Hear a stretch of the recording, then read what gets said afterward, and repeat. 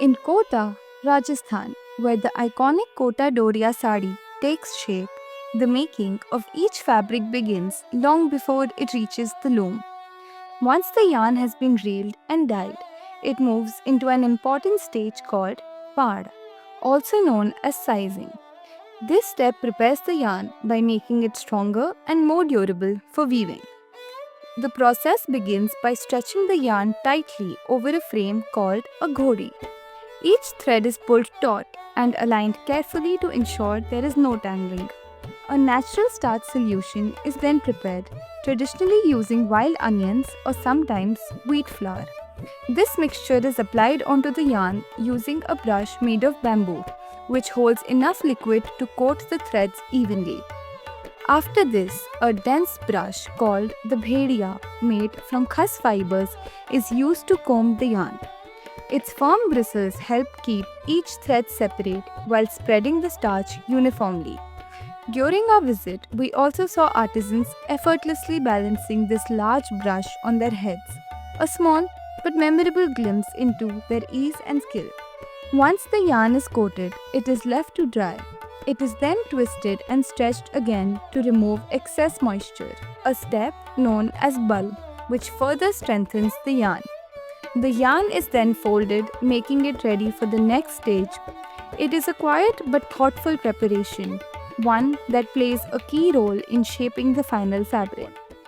तो शरीफ भाई, ये पूरा जो प्रोसेस है जी इसको आप लोग पाण लगाना बोलते हैं, हाँ और ये सब जो कारीगर हैं इनको आप पाण के कारीगरी बोलते हैं। जी तो इसकी वजह क्या होती है, ये पाण हम क्यों लगाते हैं? इसमें आपने कहा ये मांड लगता है हाँ जंगली प्याज का या जी आटे का, आटे का। फिर ये क्या हो रहा है, इसको पूरा बताएं। ये जो कॉटन जो आता है हाँ वो थोड़ा कच्चा रहता है हाँ और उसमें रेशे रहते हैं निकले हुए। तो इसको पान करने का जो मेन मकसद है वो एक तो धागे को मजबूत करना है ताकि जब बुनाई करें तो वहाँ पे धागा टूटे नहीं, और दूसरा जो उसके रेशे जो हैं वो रेशे इस मांड से उस पर चिपक जाए और कॉटन में थोड़ा सा शाइनिंग आ जाए, इसी का मकसद होता है ये। अच्छा, तो एक बार में आपने 4 या 5 साड़ियों की तानी लगाई है? हाँ 5 साड़ी का या 4 साड़ी का ये ताना रहता है पूरा। अच्छा, जी और ये आपने लगाया है सेपरेट करने के लिए? हाँ ये जो ये आपने जो है ना ये हाँ, जो धागे जो रहते हैं हाँ, आधे धागे ऊपर रहते हैं हाँ, आगे धागे नीचे हाँ, रहते हैं, तो उनको मिले नहीं हम्म। आपस में, इसलिए इनको लगाया जाता है जोड़ को। और जो सिल्क के धागे होते हैं उन पे हम मांड नहीं लगाते हाँ हैं, वो डायरेक्ट तानी में लगते जी हैं। सिल्क वाले ना जो डाई होके हाँ, सीधा लूम पे चले जाते हैं सिल्क अच्छा, वाले धागे। तो इसके प्रोसेस में ये हुआ, पहले हमने इससे मांड लगाया और ये फिर जो लिक्विड है हाँ ये उसका जंगली प्याज का बना हुआ है, जंगली प्याज का बना और हुआ, कभी कभी आटे का भी बना लेते हैं। ठीक है।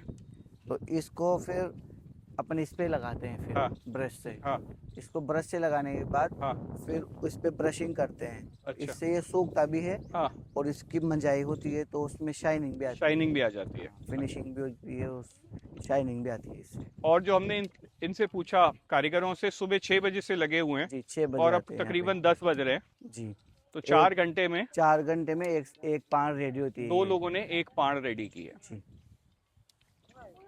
और इसके बाद आप लोग इसको रोल करके इसके बाद इसको रोल करके और लूम पे जोड़ने के लिए दे जोड़ने देंगे वीवर को, कारीगर।